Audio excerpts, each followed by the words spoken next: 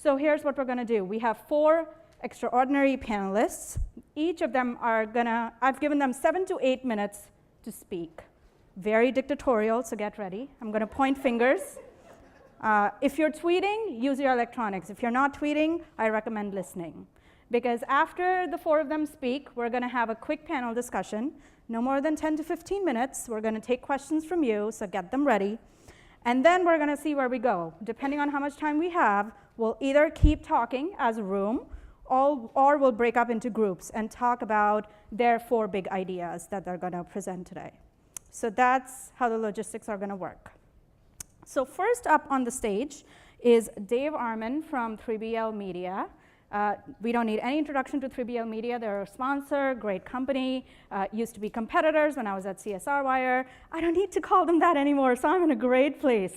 I work with them. I haven't had the chance to work with Dave before, but worked with the team before, and I'll let him introduce himself in the next few minutes. So come on up. And if you guys want to all take seats, I think we can all have a seat. Thank you.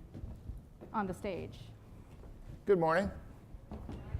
It's my first conference around employee engagement. You've been very engaging and even let me kind of sneak out of the room yesterday when the tabletop exercise got way too technical for me. So I felt like I learned about the person who brings in the bundt cake, that is the same person doing unsanctioned philanthropy. So I'm getting smart with this. I want to talk a little bit about, Carol King brought this up yesterday, Carol Cohn brought this up yesterday about the Edelman situation and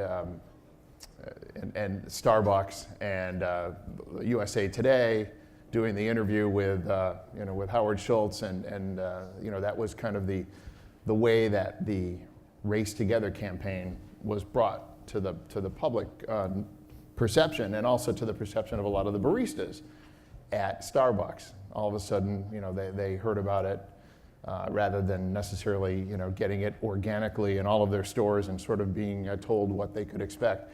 And, for those of you who use Twitter, and I happen to use Twitter quite a bit, dating back to my days at PR Newswire, there was a tweet from Gwen Ifill that I thought kind of spelled the end, and I will read it for you. Gwen Ifill is the co-anchor of the PBS NewsHour, and her tweet was, "Honest to God, if you start to engage me in a race conversation before I've had my morning coffee, it will not end well." So I think I would love to find out kind of who uses Twitter. I think it's pertinent to this conversation about digital engagement with millennials. Any raise of hands? Seems like this particular segment of the communications market and certainly employee engagement executives are on it a lot. I don't know that equates to all of your employees being on it, but who here uses Pinterest? Few. Anyone using Snapchat? Wow. I thought that was for my daughter, so I'm actually I'm impressed. What about Facebook? Facebook? Yeah, I would expect that one. Anybody try Meerkat yet? That was the sweetheart of South by Southwest. Huh. Lots and lots of coverage on Meerkat, a live streaming application, kind of like Jingle Live. I'm sure there's different things we can ask Eric about, that distinguish Meerkat. Tinder? No, we're not going to ask that one. So the reason I'm asking clearly is I think that the democratization of technology and the fact that you're holding it in your hand all the time and you're deciding what you're going to share with your group of peers and friends and family and other people that you influence is really the crux of this right now. I spent 20 years at PR Newswire and pre-internet, so we were point to point into newsrooms delivering press releases that were read by lawyers and signed off by 30 different layers of official corporate dumb, right? And then the internet came along and the press release kind of evolved a little bit into a vehicle for marketers. And we even coined a term called ticker spam, where people would cram in all these stock symbols into their releases to get them seen by lots and lots of parties that were nowhere near being a journalist, but it affected SEO at a certain point. People were putting out releases on PR Web and all these other services for SEO purposes. And I think what has happened now is that the press release as a vehicle has ceased to really influence employees at companies and my daughters and other, and all sorts of younger people. What they want, though, is information when they want it, and they believe information that's published not only by companies, but by journalists and by bloggers, but also by their peers.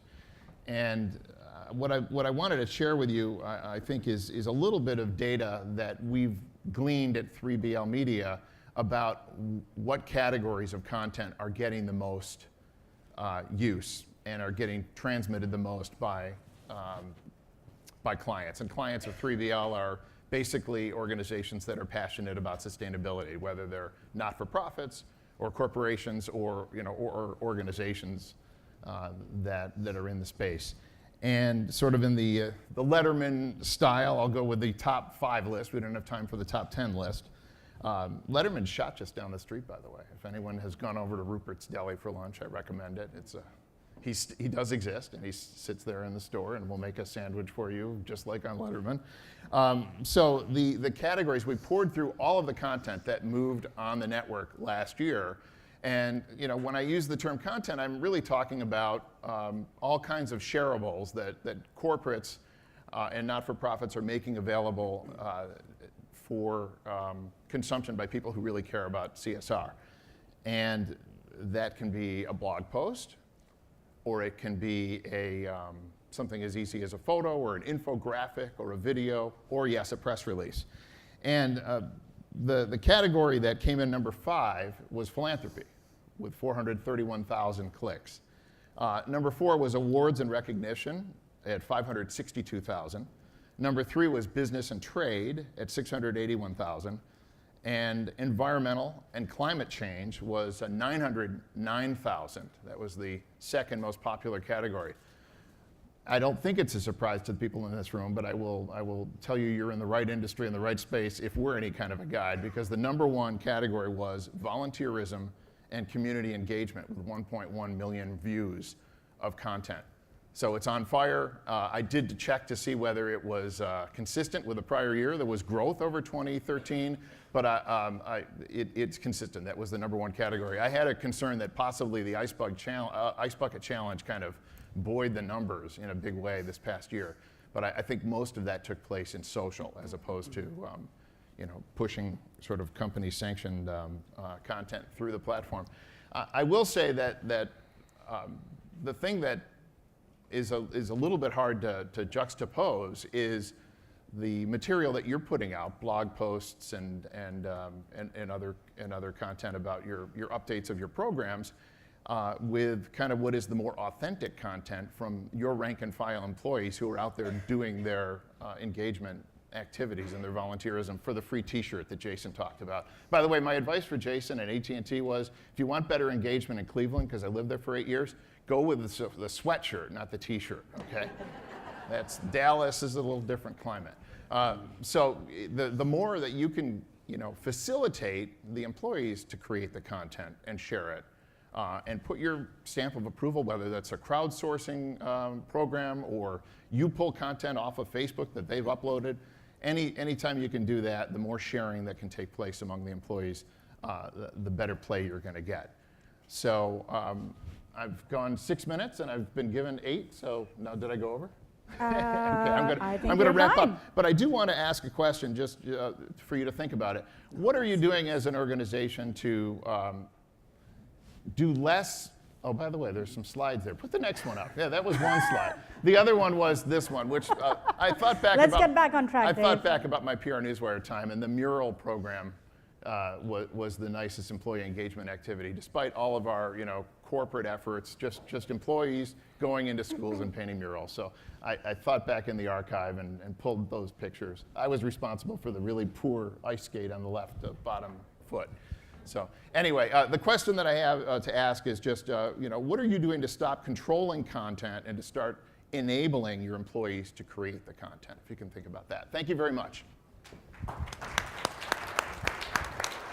Thank you. Next up, we have Paul from Velocity, and I do want to thank you, Paul, and your team for designing the awesome program books. Thank you. No So problem. for anyone who's taken a look at them and loves the They're design, beautiful. let's give them a clap.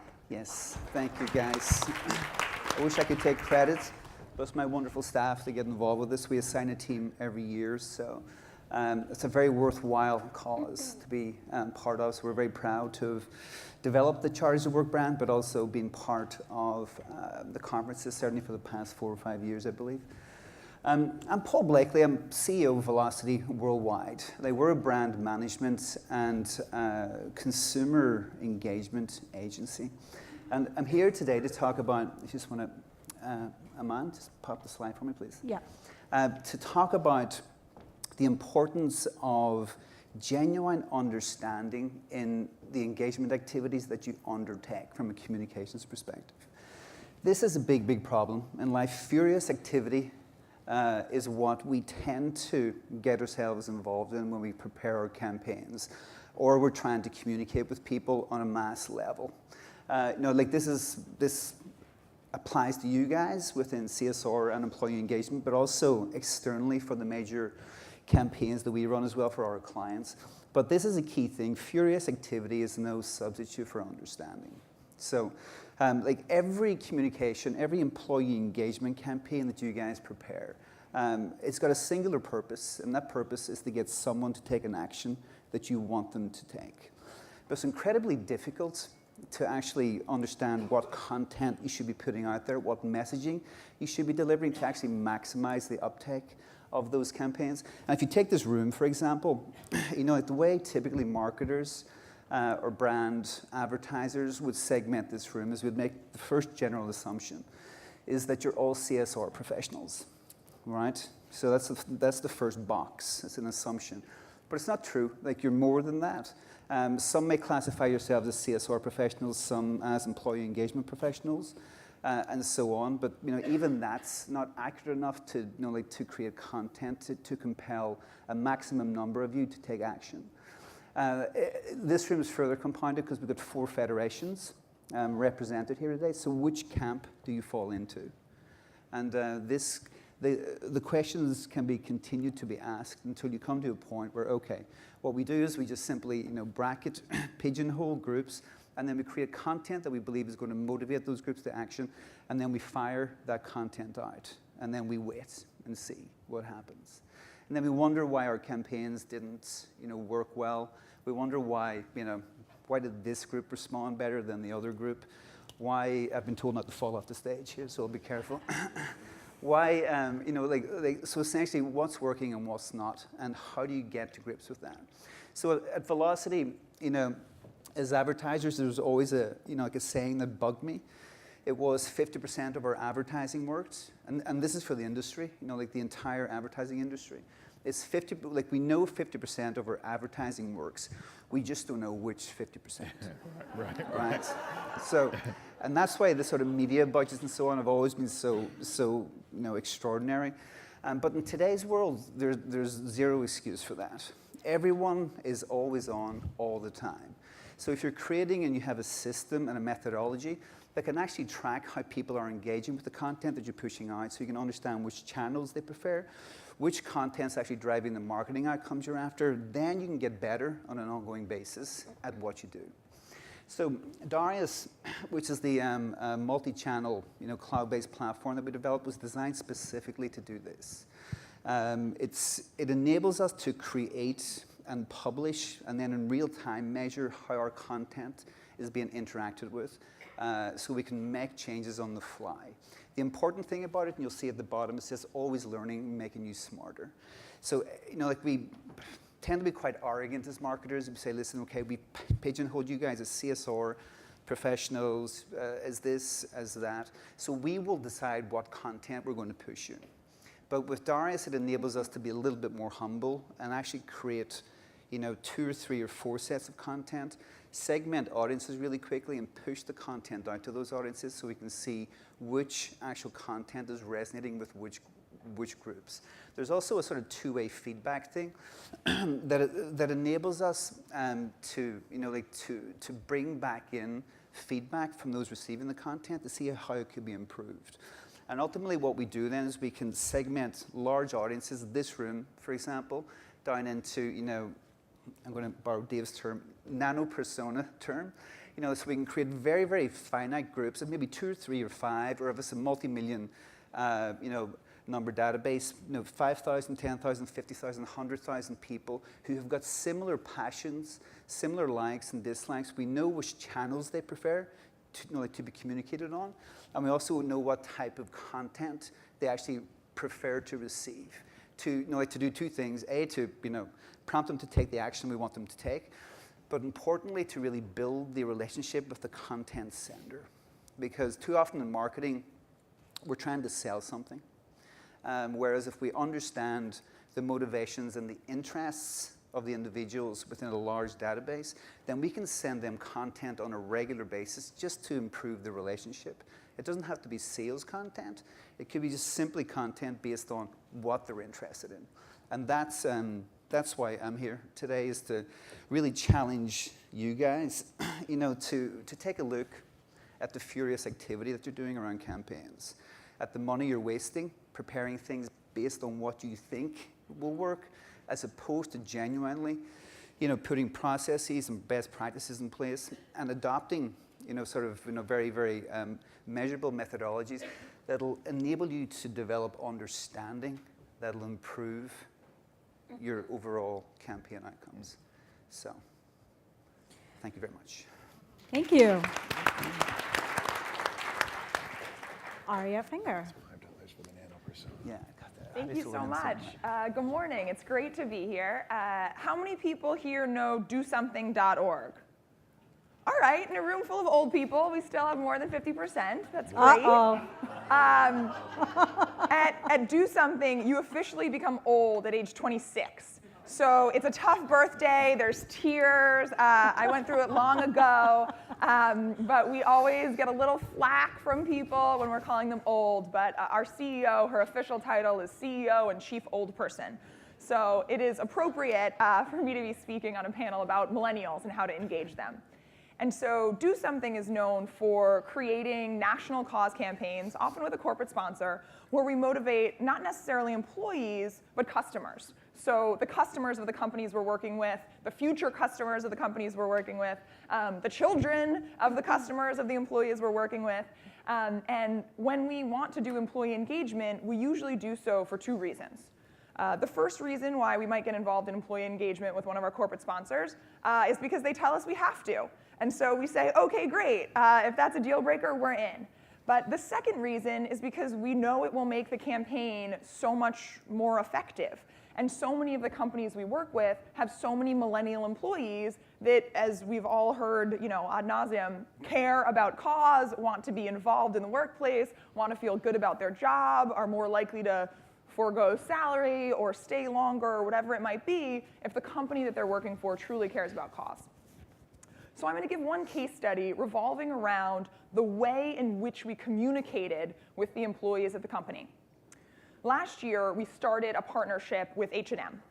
And they have a fantastic program. It's really fantastic, not just because I work with them. So today at lunch, if you guys spill ketchup on your clothes, or a waiter dumps coffee on your shirt, and you're thinking dry cleaning is not going to do, there's no way that's going to come out.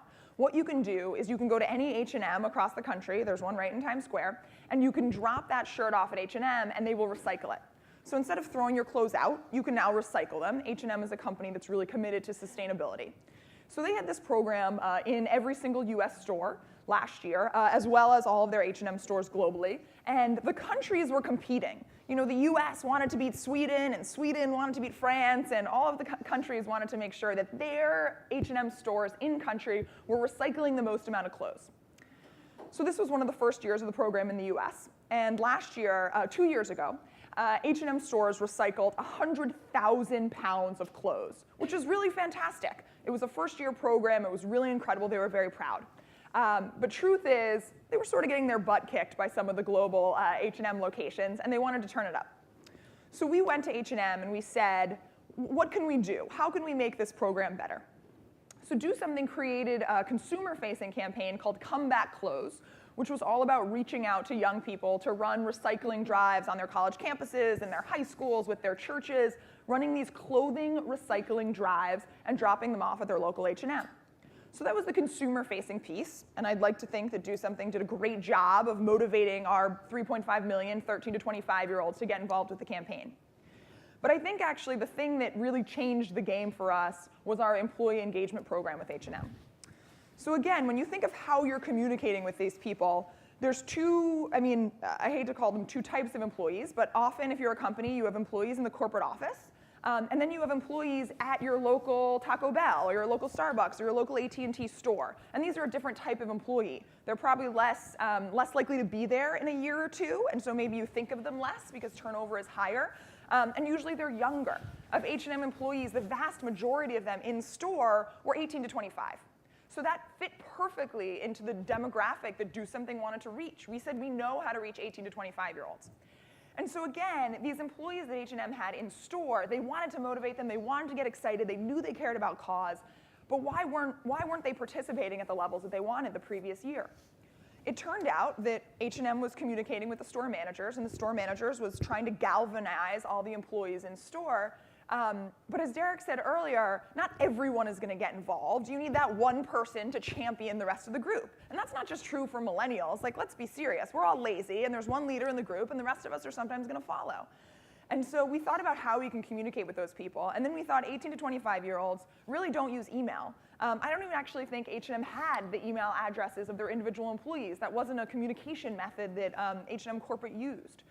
So Do Something said, listen, we'll use text messaging to get in touch with your employees in your local stores, and we think that's going to be the best possible way to communicate. We had previously tested out text messaging versus email communication for our members, and we saw just incredible results. For one of our campaigns, we sent out 10,000 emails to a group of young people and 10,000 text messages to a demographically similar group. And in the first group of 10,000, we had a whopping 89 people sign up from the email that they received for the campaign.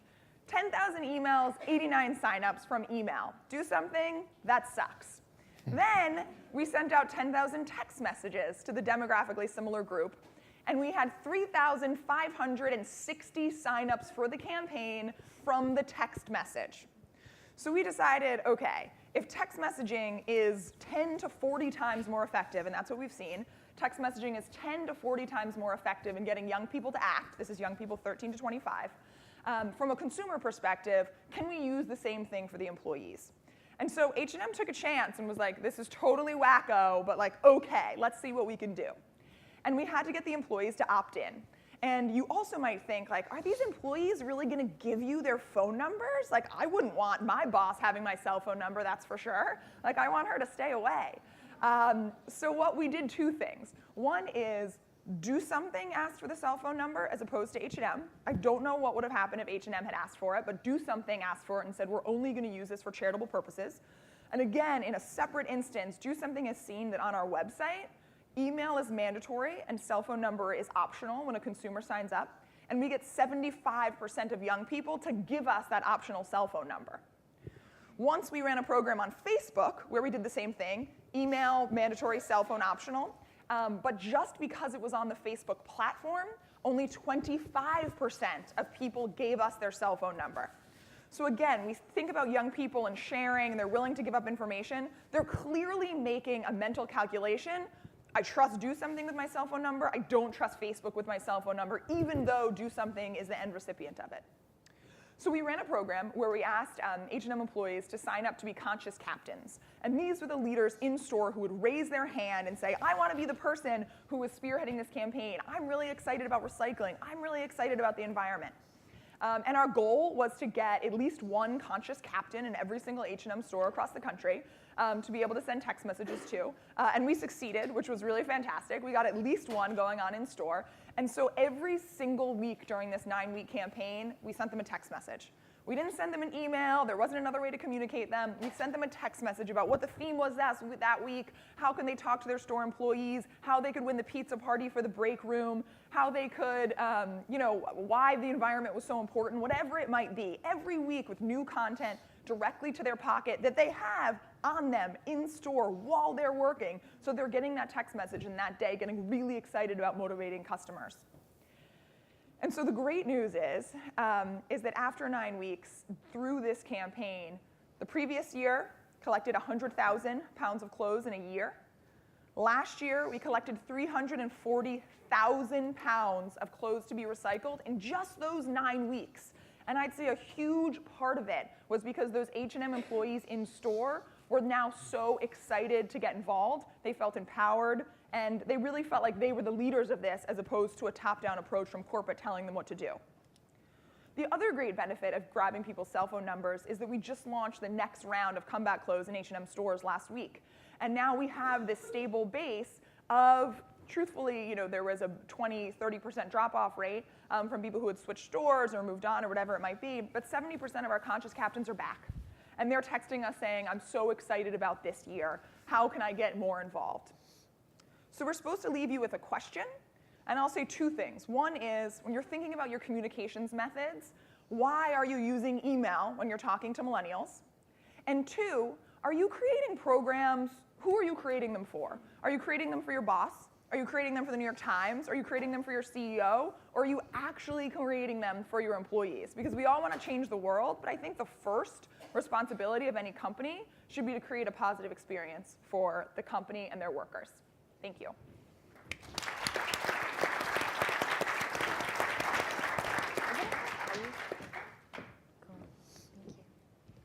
Aki is the only brave one to use the podium. Cool.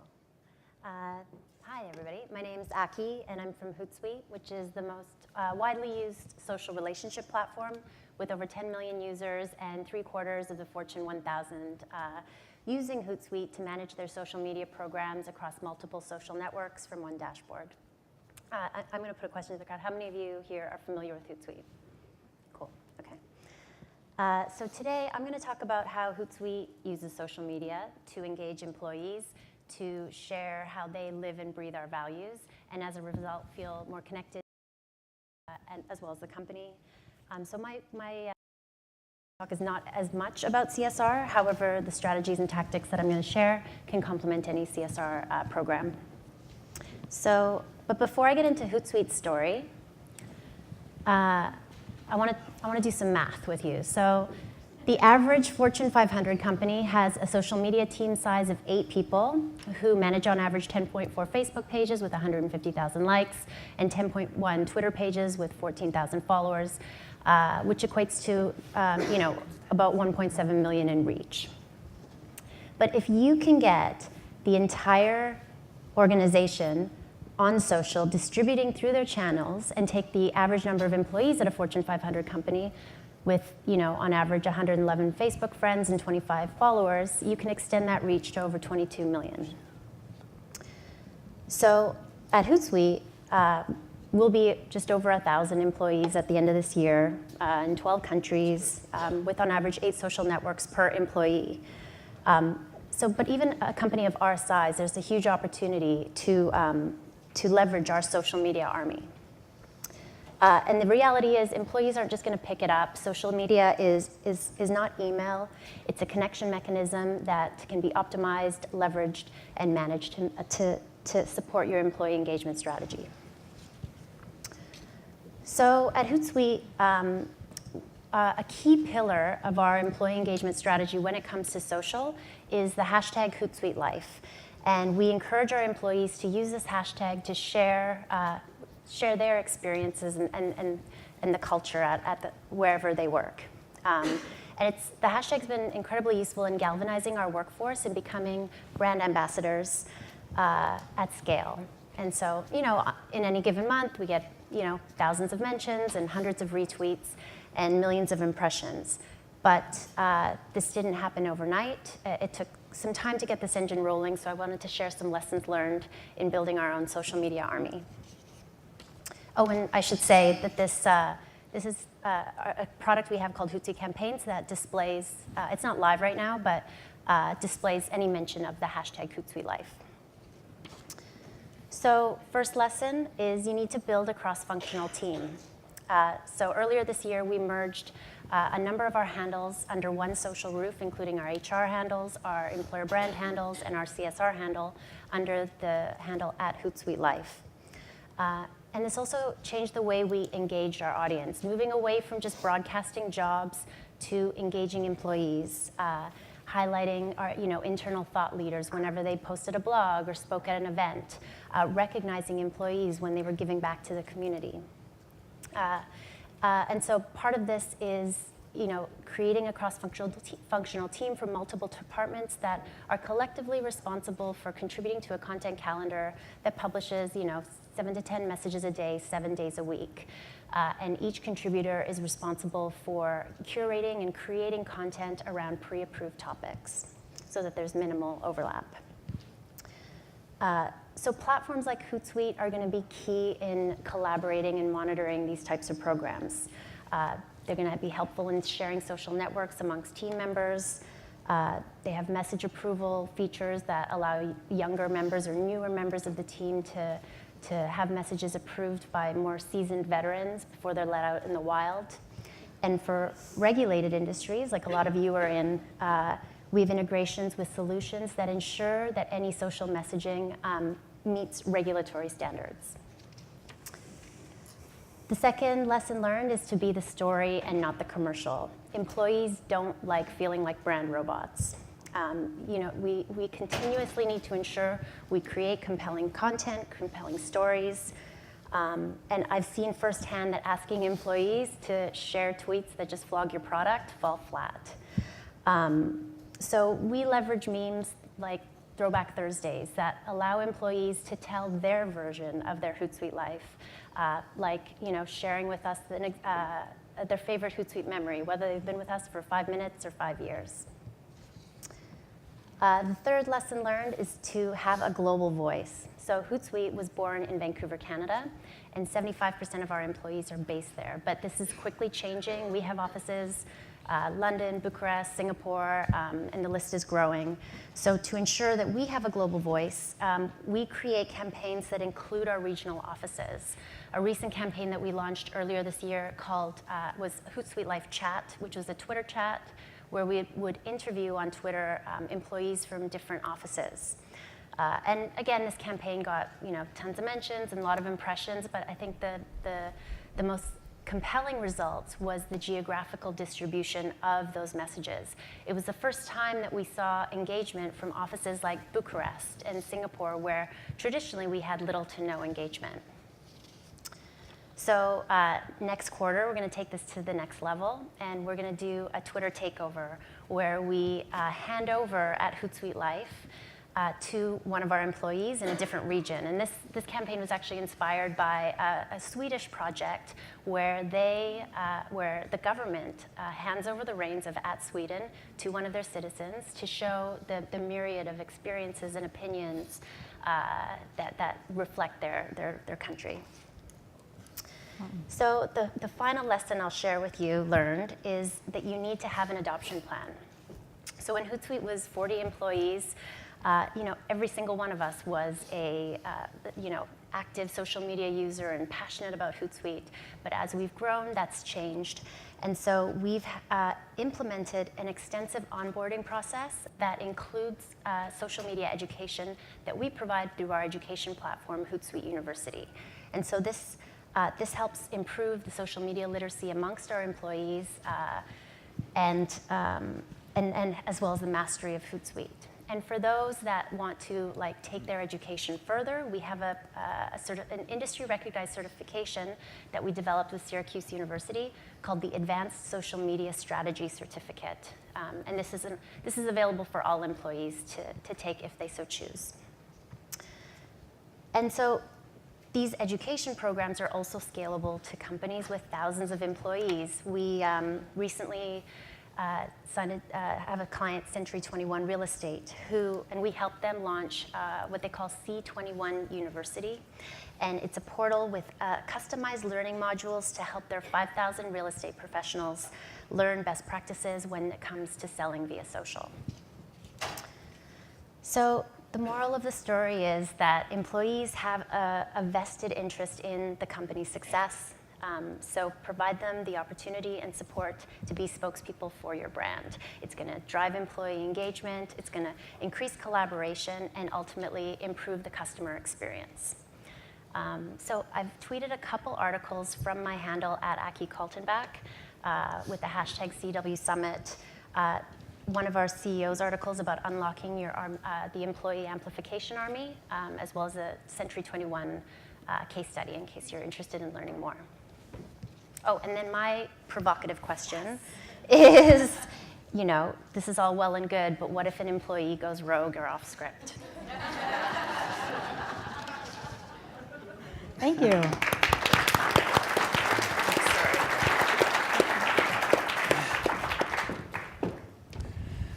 Lots to think about and talk about, and I'm hopeful that a lot of you have some questions and comments ready. So I'm going to quickly share some thoughts and some notes that I took and ask them a few questions and then turn to you. So get your questions ready. So few things that were common in all the 4 ideas. Audience, the role of the audience. Aria mentioned it. Who is the audience? Is it New York Times? Is it your employee? Is it your consumer? And of course, this is going to change based on internal and external campaigns, et cetera. But I want to kind of hit the nail on the head with that and combine it with where Aki left. What if they go rogue, right? A customer could go rogue with some of your messaging. An employee could go rogue. We've seen examples of that play out. We've seen, I don't know if I should mention company names. Maybe I should. That's okay, right? One of the earliest Twitter chats that McDonald's did, they put out an entire disclosure in terms and conditions that they would own all the content. It didn't really work.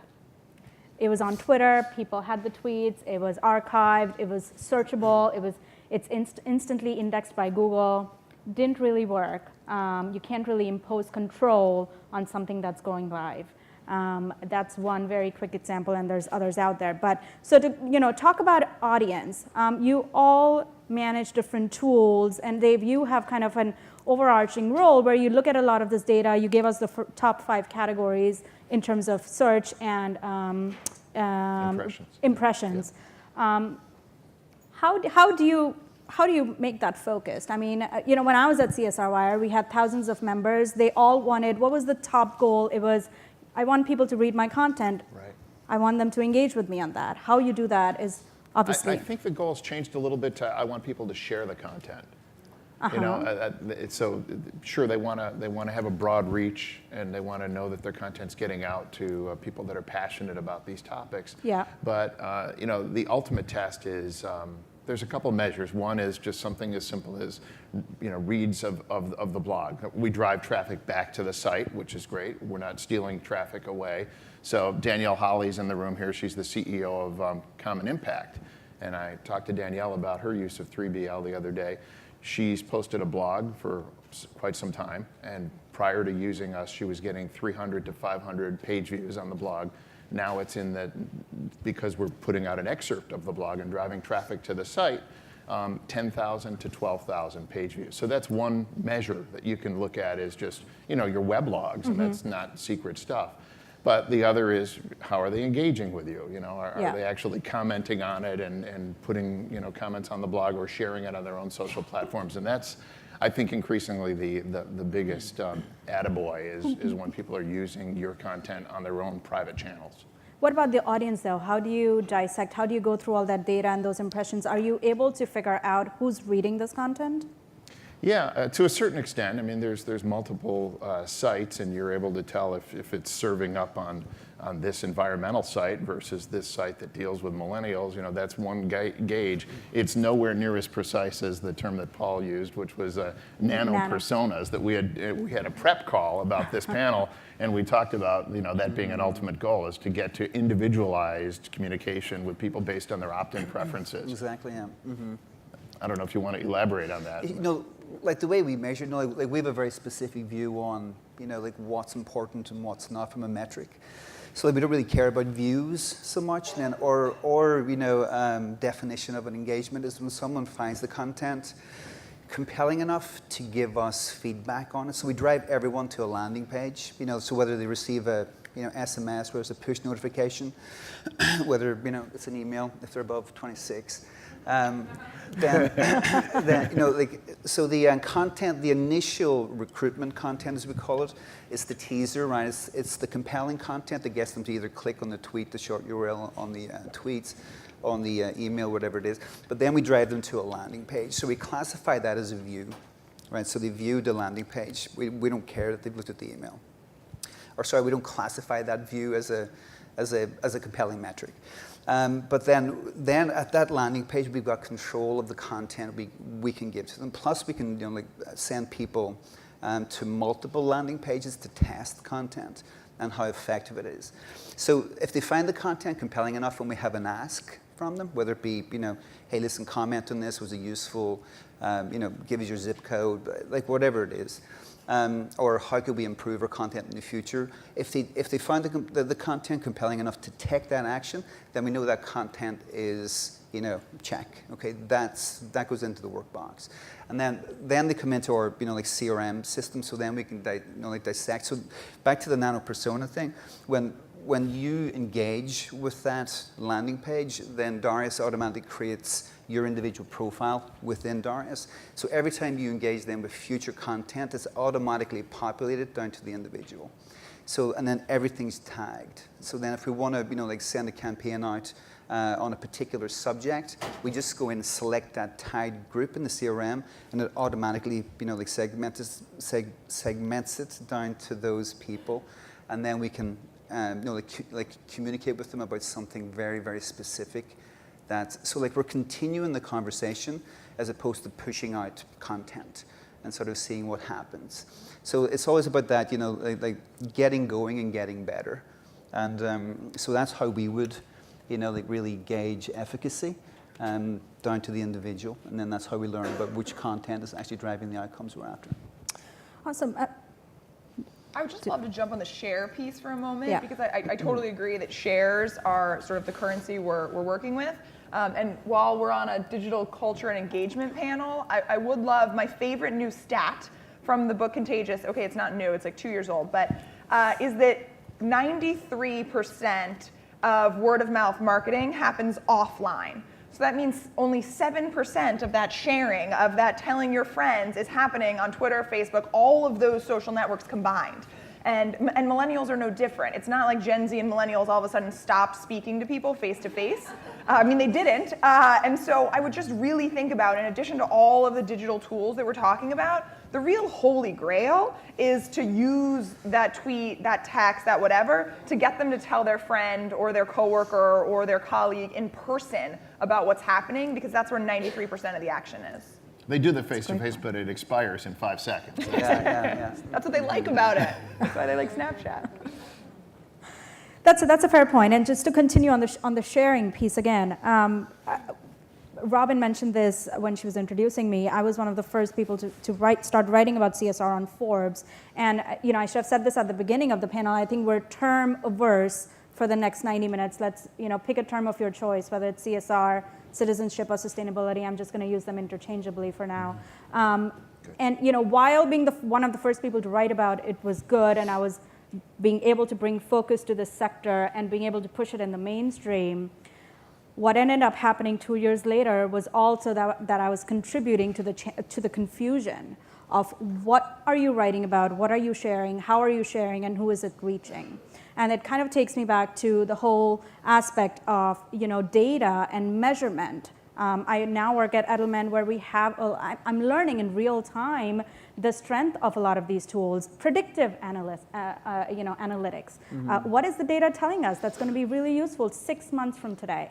It just blows my mind that we actually can track that kind of stuff today versus even 2 years ago, where we knew we wanted mentioned on Google. And we wanted people to read about us, but we weren't really sure of how we would get in front of the right people. And so, to me, it's great clarity, but it also increases a little bit of the confusion. And I just want to hear some perspective on that from you guys. There's a lot of tools out there, a lot of things to pick from, measurement, data. We emphasize all of that. We were having this conversation yesterday. The data is great, but we need stories, right? Mm-hmm. The stories is what engages people. Mm-hmm. Any perspective on where we're headed with this whole spectrum of measurement and being able to predict how we can engage people? Yeah, well, experience is incredibly important now as well. As you say, before we used to get emails at our desk, and it was the strength of the marketing was going to enable you to engage or not, right? Or the tweet or whatever it is. And it's no longer about that. You know, like we've had a lot of success recently with iBeacons and Wi-Fi technology. So like with an opted-in employee in this case, or an opted-in, you know, consumer, you know, like particularly in sports stadiums, if it's an opted-in fan, you know, like when they're in that locale, that sort of geofence locale, we know they're there because they've previously opted into a communication. So this applies wonderfully to, you know, the types of sort of multi-location businesses that you guys are responsible for. I remember speaking with, I think it was Martha from Thompson a couple of years ago, and she was saying at their HQ, the employees were really well engaged because she was there, their team was there, the posters were on the wall, but all the other sort of locations throughout the country weren't that well engaged. You know, it was difficult. But now with, you know, like just to extrapolate what we've done in sports stadia and actually put it into that sort of environment, you know, tapping into the Wi-Fi system in those buildings, like you can have absolute control. So an employee can be walking in a particular area, and they could be coming in within, you know, 10, 15, 20 feet of an iBeacon, and a push that's relevant to them can pop up right on their screen. Hey, listen, you know, like you are interested in X, and the, you know, like, and we raised X amount of money for that, so congratulations, nice. John. You know, so, oh wow, that's cool. So he clicks that, and it's gone, right? So. And it goes on the Megatron at the stadium? Well, yeah, exactly. I wanted to respond with a lower tech solution to that too, and I think Aki mentioned your content calendar at Hootsuite, and earlier today, Stephanie mentioned just at AT&T how, you know, you're using internal tools to try to it's tougher sometimes to pitch internally to get in the newsletter than it is to pitch the New York Times for your story. But the content calendar exists in every organization, and just, you know, when you're asking about kind of predictability and metrics and you know, how can you be sure that you're going to get your message out? I mean, there are just the basics that Valentine's Day happens every year, and St. Patrick's Day and holidays, and you know, just crafting content that is you know, on target with what people are thinking about and preparing for is a basic. And then, I mean, to get extremely high tech, the way that Paul was describing, you know, I've been looking at this phenomenon that's algorithmic. It's basically using text mining technology to look at what's going on in social, and it can tell you what's going to happen in the next 36 to 72 hours. That's like super high tech, but it's in the market now today. There's a product, the platform called Blab, that you could look at that does that if you have those kinds of resources. And then there's another platform that's called Inbound Writer, which is basically telling you, you know, this is the content that you've put out that's gotten the most engagement. So if you want to write more about this topic, you know, it's logical to say that this moving forward will get more engagement. So, you know, these are tools that are, you know, LinkedIn's been doing it. That's why you see a different news feed on your LinkedIn than I see, because it knows what you click on and what you spend time with. So these tools are now available for inside corporations for the communicators to use. Yeah, you know, like, and my point really, just to wrap up that experience thing, is try and think beyond just measurements. You know, like we'll be able to get very granular. The technology is happening every single day that'll enable us to do that. So, and then back to Arya's point about, you know, like who you're trying to communicate with, right? That's all that matters truly. Is so if you're trying to create a positive experience for the employee in their place of work, you know, think about how you engage with them, beyond simply, you know, like passive, like emails, of course, but, you know, simply just anonymous texting and so on. If you can personalize that, if you can use the, you know, like the interior of your office space strategically as well, you know, so if people, you know, are going through a path, for example, that they're getting hit with information that's relevant to them, personalized to them, then you're improving that entire experience for them, so their daily experience is more rewarding and more fulfilling. So move beyond measurement is critically important, but think content, measurement, but more importantly, I think the experience of the individual you're trying to influence, that's critical. I definitely have more questions, but I'm very conscious of the time, and I want to make sure we can turn this into a wider discussion. So quick span of the room, see if anyone has questions or comments for any of our panelists. In the back there? Right there. She's just yawning. I want to hear when you get for my. Wasn't it? Yawning and raising my hand all at the same time. My question is actually about LinkedIn, because for us, that's where I do think a lot of our employees are. And so it's kind of two-part question. The new LinkedIn for nonprofits, the introduction of that, I'm just curious to learn more. I know a lot of our employees have checked the box saying, I care about, I want to join a board, or I'm interested in volunteering, but how to connect with them there and what's appropriate. And I deal with that kind of, is it appropriate to be contacting them on LinkedIn, and how can we use those social channels to connect properly with our employee base? Who wants to take that? My answer would be it's absolutely appropriate to respond to them on LinkedIn if you have, in-mail or the ability to do that. I don't know whether you're, connected to them. I wouldn't pitch on LinkedIn, but if they're saying they're interested in that, they've put their hand up. Anyone else have comments about that? Yeah, I'm fairly neutral on LinkedIn. I think it's it's a very important. It's one of the channels. I don't think just focusing on a single channel really helps. I think if you have a blend based on who it is you're trying to, get in front of, then that's more important. So it's, I don't really, Aki, maybe. I don't know. I mean, is the question how to engage with them on LinkedIn based on their checkbox of I'm interested in volunteering opportunities? Sounds like one-on-one rather than a broadcast out, right? Yeah. Okay. Any other thoughts? Yeah, I mean, I don't know. There's one here. I think like a lot of these tools, LinkedIn is also a work in progress. I don't know where we're going to end up. They're obviously mining data based on our checkboxes. Just like that list of skills that now never ends on someone's profile because because we're all awesome at everything. So go figure. Wallpapering. That's true. Yeah, and then we're asked to endorse others, and it's easier to do it than ignore. So you just endorse, so you can move to what you're looking for. So hopefully LinkedIn will mine all this data and actually show us what they're getting, which is meaningful. I'll remember that I'd next like to time you speak endorse to that me. point. So I'm Diana Guerin, also with 3BL Media. And just to your point about LinkedIn, I think, and I would be interested in your responses to this, but I think the key to communicating is to communicate with people where they are. And if you find that a lot of your folks are communicating on LinkedIn, I think it's absolutely appropriate.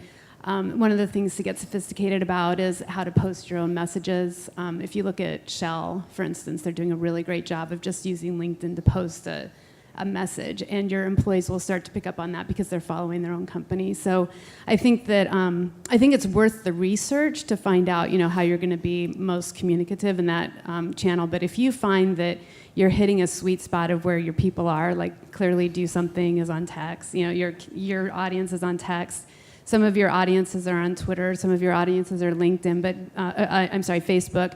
But getting really sophisticated about finding your audience where they are and then learning how to communicate with them, I think is probably the best way to answer that question about LinkedIn. Thank Diana, you. I just endorsed you for public speaking. Excellent.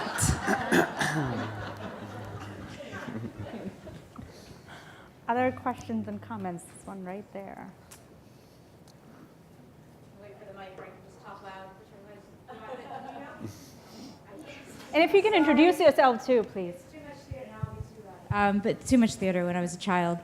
I work in comms, and that's where community investment sits within our company. And I look at all of this and what it translates to working for a defense contractor where we span the entire age range is we sit in these meetings and we have like 80 different ways that now you're saying, you need to communicate with these people here, and these people here, and those people here, and these people in this way. And it's like, it's literally making our department's heads spin.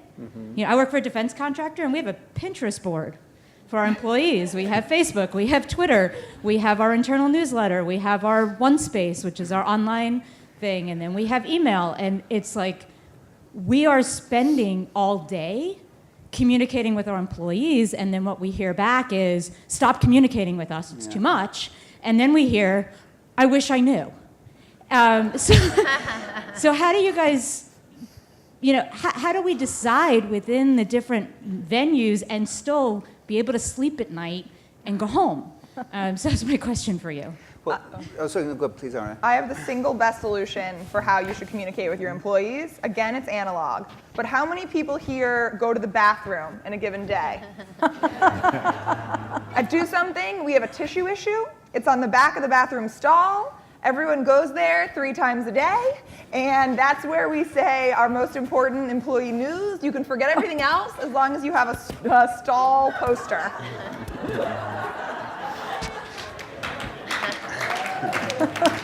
And hey, and also if that stall poster has a QR code or text, I'm pissed off. It's going to be very effective. But no, like it As long does as the sound camera's like facing the right way. yeah, exactly. And you don't want to flip the camera around. But back to Tinder bathroom here. I don't know what's up with this guy. But we'll talk about Tinder later. So yeah, but it sounds like furious activity, right? You know, is what is spoke about. Is, you know, we need to be on Pinterest, we need to be on here, we need to be on this, we need to be on that. No, you don't. Is what you need is to understand how to communicate effectively with your, you know, like employee base. And there's just too much of the, well, are we on this, are we on that? And it tends to come from the top down because they've heard their daughter or granddaughter or son or whatever talk about it. I had a client in San Diego, I was out there last week, and he was bugging me about Snapchat. This guy sells, you know, titanium, you know, flat sheets of titanium and stuff like that. Like the car racing teams, I'm going, dude, like what? Are you really? Snapchat, oh yeah, you know, like my friend talked about it. I'm going, no, listen, forget about it, never mention it again, okay? We'll just never talk about that again. So it's, you know, like it has to be appropriate to the audience that you're, you know, like going after. So you have to get the blend. And you know, for a defense contractor, you know, yikes, I don't know what it is, but it's probably not Snapchat. But you know, so try and take a step back, I guess. If there's someone you can work with internally, to say, listen, you know, this is all defined as furious activity, and it's been not being effective. It's actually driving people nuts. Like when you're getting your employees coming back to saying, would you just leave me alone? You know, it's clearly not working. So it's a matter of, you know, a bit of a reset, do a little bit of an audit on what you're doing, and cut what's a distraction, and actually use what's effective. So. Yeah, and you know, a footnote there also is, I mean, you know, let's be honest. How many of us get 100%? I am very engaged in my workplace in the annual survey every year. 100%. Someone raise your hand. No, right? I mean, 80%. Still too high. 60? The lady with the bundt cake, probably. Right. I mean, you know, we're all lucky if we have 35% engagement rates, right, on any given survey. So, I mean, you know, that's our core audience. And then we expect them to filter the conversation through. And then, you know, the other day I heard someone, not everyone gives a shit. They don't. I mean, this is not important to everyone. And if it is, it's important at very different levels. But don't pull your communication in. Just select the channels. Yes, better. but it definitely helps you stay focused. And you know, one thing that I've learned being a new mom, I'm still a new mom, 17-month-old son, is perfection is really hard when you're balancing stuff. I mean, I have to communicate with him, have to communicate with his nanny, have to communicate with my husband, with myself, with my work people. Perfection, 100% engagement rate is impossible. So let's focus on what works in terms of channels and what they want to hear, and go with that. So, you know. Yeah, I couldn't agree more. That you know, like, there's no such thing as 100%, right? No, like in anything. But it's good to know the people who do not wish to be communicated with, so you can just take them off the lists, or you can segment them and say, okay, you'll get, you know, compliance notifications, and that's it. But yeah, so there's no such thing as 100% of anything, and particularly, you know, when it comes to, you know, understanding the human being, essentially, and what sort of motivates them. But you can get better, and you can, you know, like appropriately message those who wish to be messaged about certain things, and that improves just their daily, you know, lives. Generally, like within the workplace, or you know, like outside of that. But there are people out there, and in many instances, for many things, I'm one of them, who don't give a shit. I really don't want to hear about certain things, so you know, I'm unsubscribing, I'm blocking, and we're all doing that. You know, it's called self-selecting content, exactly. right? So we have to be aware that that's something that we have to be cognizant of and be sensitive to, and give people the opportunity to self-select the content that you're sending them.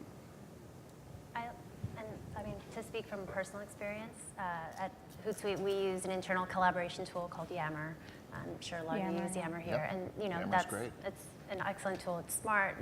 You can self-select which groups you want to be part of, so that you're notified of the things you want to be notified about. And not only that, if you need to find something, it's easily searchable. So I think that's where technology can help out too. The old-fashioned town hall works too. I was talking to Daryl Love at Ashland today. He said their new CEOs increased the frequency to quarterly now. It was under the old CEO twice a year. So the numbers don't lie. You can see what channels are working and cease the ones that are getting low engagement. Yeah, absolutely.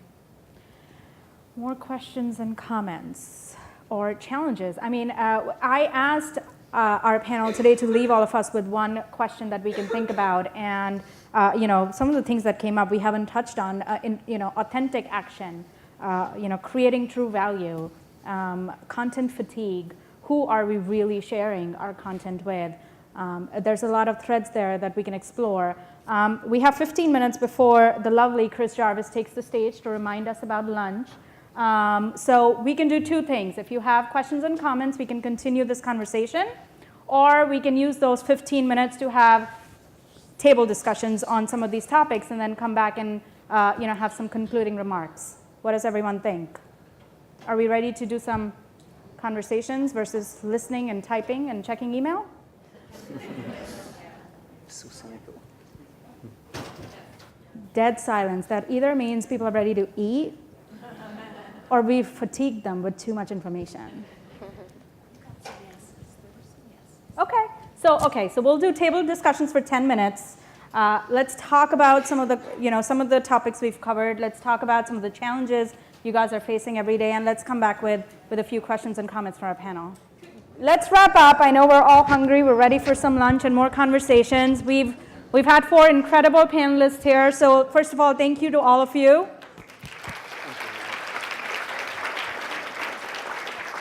Thank you to all of you who listened. Thank you to all of you who thought about some of the ideas that were presented. For those of you who tweeted, thank you to all of you who sent me parenting tips. Keep them coming. I saw them. Keep them coming. Thanks, Laura. And finally, comments and any conclusions from the conversations you guys had. I picked up on a couple of questions that I'll ask in a second. But anything you guys want to share with the room? We're really ready for lunch, it seems like. Okay. Oh. I really appreciate the discussion and the opportunity to raise the point that I think that a lot of communications professionals face in their organizations, which is this fear factor and risk of quote unquote running rogue. And I just really appreciated the conversation that we had with Arya and Paul to say, one, it doesn't happen that often, and two, when it does, there are ways to immediately address it, and three, really, what's the risk? So I really think that that's an important thing, because it's something that I know from experience continues to come up and block, and it's kind of a red herring. Yeah. Yeah. I'll just make a corollary. I had someone come over and ask a pedestrian question. And of course, he didn't ask it to the group because he didn't want it to seem like a stupid question. And so what I would say is that's what we're all afraid of, is asking stupid questions. And so allow your employees a forum to ask stupid questions. So one of the great things about our communicating via text with people is they don't know who we are. They can ask as many stupid questions via text. When does this program end? What coupon do people get? Am I allowed to give this to my friends? All of those things that they might not want to go ask their manager. And so whether you're doing that or an anonymous town hall or some other way to get anonymous feedback from folks, allow them to ask stupid questions, because we get them all the time and it enables them to become more engaged. Yeah. A quick clarifying question on the text messaging bit. A few people wanted to know, how does that really work? Do you have to go through a vendor to send out those text messages? Yeah. So Do Something, our vendor is Mobile Commons, and so on the consumer side, we text with 2.2 million people, so we were set up to then create this sort of smaller program on the Mobile Commons platform. And again, it's totally private, it's separate from the rest of our text messaging. And so when someone gets a text message, is it like one of those 22-4567? Well, it's 38383, and they put it in there, and then you can change it to Do Something in your phone, so you always know that you're getting the message from Do Something. Okay. Yeah, like exactly. Like that's just a US mandate that it's got to come from a short code. Right. So, like our Darius one is 24012, and if you guys. Oh, that's you. Yeah, that's me. Yeah. So like if you guys, and we do this a lot. And if you just want to like as an example, text the keyword Darius to 24012. Like you'll see a landing page come up and you'll see the type of text that comes in with the opt-out and so on as well. So don't be frightened of it. I think that's the key thing, because like a lot of people think about, oh yikes, going rogue. Oh. Like what's the compliance issues? If you talk to your corporate lawyer, they're going to say don't do it. But before you open your mouth, before you even ask the question, they go no. So like just don't, like don't let it stifle you, because as Aria says, she's quite right. Like it's not as prevalent as you would think. And you can, as you may want to tell that story, like that, like you can turn into a positive. If you have dissenters, if you have a group of people out there that are showing dissatisfaction, if you can engage with them properly, like you can actually turn that around and then turn into a positive. So don't let it stop you doing it. Push on. Make sure you speak with all the relevant people internally, and it's a very effective thing. I have a question. As the content marketer, a content marketer on the panel, can you pull content through that by saying, upload a photo from the event or upload a video or something so that we can use it in our communication out about, how the employee engagement event went out? From SMS? Yeah, from SMS. Absolutely. Can you use it as a crowdsourcing tool for Yep. pulling in Go to images? H&M, snap a pic, text it right now with your bag of clothes that you're donating in store. That's one of the ways we get report and backs. they can give you rights to it at the same time? Yeah, to super low use it? friction, because you can associate it with their user, and then you can aggregate it with the rest of the data you have That about solves them. lots of problems. It's good. And All so- right. we- Any And just We have back here. Just one more thing. Just one final point. The employer being scared to let their employees be free, but also recognize employees are terrified also of saying anything wrong. So the two go hand in hand. So how can you empower them? Like it's up to you to provide the support, the education, the tools that allow them so that they can, share their culture and paint that company in a positive light. All right, so I'm going to quickly wrap the, We have Lynn, back here. yes. Yep. I'm Lynn Filderman with America's Charities. If you're tweeting, I'm Filderthropic. So just a quick summary of what we were talking about at the table. When radio came in, no more newspapers. When television came in, no more radio. The internet comes in, there's no more anything. And with digital culture, I mean, there's probably something that's being launched this very moment. And our bottom line was, pick your platform, but pick your timing. Just because it's there doesn't mean you push it out. And the example we were talking about was a company pushed out a Super Bowl ad that got a lot of attention because it just felt the wrong venue. Right. So the notion is, it's not the end of radio, it's not the end of television, it's streaming, and there's no substitute for face-to-face. Yeah. That's the summary of our group. Thank you. Listen, I think that's a really good point, because everything you spoke about is the what. The internet's the what, newspapers were the what, TV's the what. It's the why. So it goes back to Aria's point then about, you have to think about who you're trying to communicate with and get in tune with their needs. And then the what enables you to get there, but there's going to be new what every single day. Think about the why. Yeah, it's kind of the constant push and pull between strategy and tactics, right? Okay, quickly. I'm sorry, just can we do one more? Yes. Sorry. Kelly Fisher, I'm not contractually obligated to say something nice about Do Something, even though I'm on their board, but I'm going to say it. I think when we have these digital conversations, we do get really bogged down in the tool or the platform. And the one thing I want to point about Do Something, and I think all of you ought to follow them, sign up for the text messages and follow the way they communicate with the audience, because I don't want everyone to leave here being like, well, we have to use text. Yeah. Don't get caught up in the channel. instead examine the way they talk to their audience. Because the writers that do something, the way they use humor and the way they use language that is exactly right for the people they're speaking to is just as important as the outlet they're using. So I would just say, as you walk away from here, don't say, well, go back to your company and say, we have to use text messages or we have to use Snapchat. You also have to think about who you're speaking to and the right language to use with them. So that's what I've learned from working with them. And I also worked with AARP. I wouldn't take the lessons from Do Something and go work with AARP and use exactly the same type of language, just like I wouldn't say, well, we have to use text messages. So It's a great point. Thank you. All right.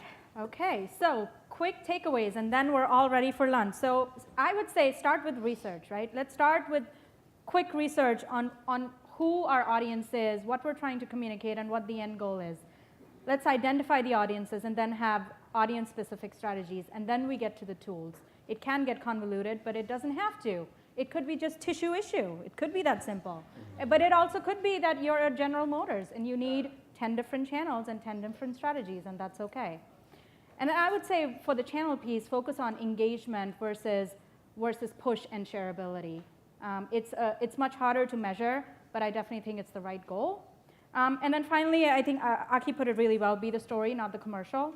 That's really useful. And last, some of us were discussing this yesterday at the reception. You know, let's start thinking of employees also as consumers in the same sentence. We expect consumers to buy our product and service based on their values. Let's also think of employees the same way. Let's give them the power to choose with their resume, not just their wallet. I think that'll really help us focus. So that's it. Thank you again to our panels. Thank you to all of you.